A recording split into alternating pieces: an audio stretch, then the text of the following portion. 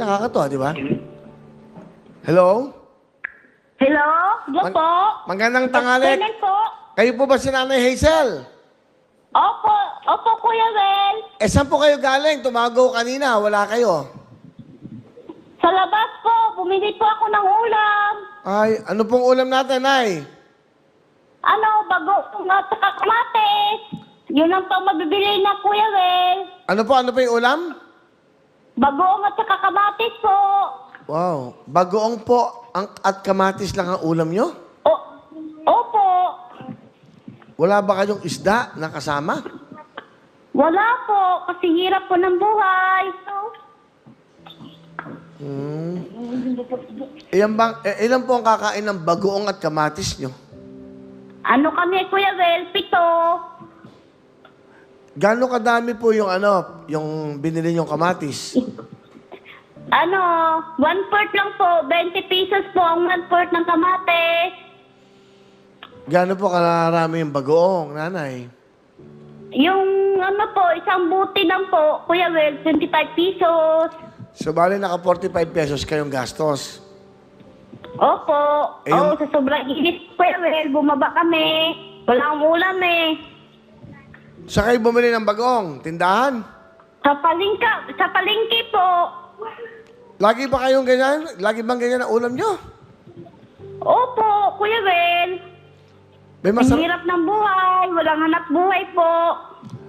Ang inyo pong asawa, ano ba ang trabaho?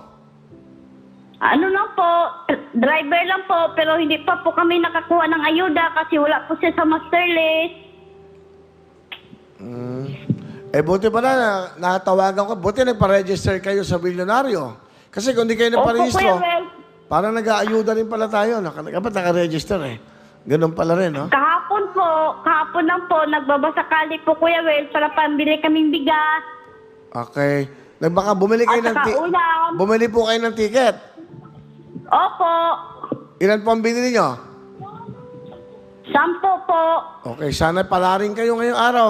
O, hindi bali, Nanay. Sana Mamayang gabi, po. pagkatapos natin mag-usap, bibigyan kita ng pera, bumili ka ng masarap na pagkain para mamayang gabi, pag salo-salo nyo. Ay, salamat po. Salamat po ng marami. God bless po. O, Nanay Hazel, umasdang po ng Old Balara QC. Dito lang pala, no? Opo. O, Nay, meron kayong 5,000, ha? 5,000. Salamat po ng marami. O, ayan, Nay, kahit papano, ha? Mamaya, pagkatapos, mangutang muna kayo sa palengke, bayaran nyo na lang bukas para, okay, bukas, papadala namin pera. Ha? Opo, Kuya Wel. Thank you po and God bless po. Kakain na po ba kayo ngayon? Kapakain na kayo? Kumain na po. Kakakain lang po. Okay. Sige po, Nanay, bukas Opo. meron kayong 5,000, ha? Salamat po. God bless. God bless. Ingat po kayo dyan. Bye-bye. Nasa Hazel Umasdang. Okay? Salamat po. So, nakikita nyo na at nararamdaman nyo na kung gaano kahirap ang buhay na isang mahirap. Isipin nyo, nung tinawagan siya kanina, wala, umalis. Yung nanay pa rin ang inaasahan ng mga anak. Pumunta ng palengke, bumili ng isang boting bagoong at kamatis. Isipin nyo, gaano kahirap. Kaya tayong mga blessed na tao at may swerte tinatawagan, share the blessing sa mga katulad nila mga mahirap ang buhay. Swerte tayo, kahit paano, hindi natin inaabot yung ganyang buhay. Maaring pinagdaanan natin ganyan, pero kaya dapat talaga yung mga nangangako, natutulungan kayo. Ngayon nila dapat gawin yan.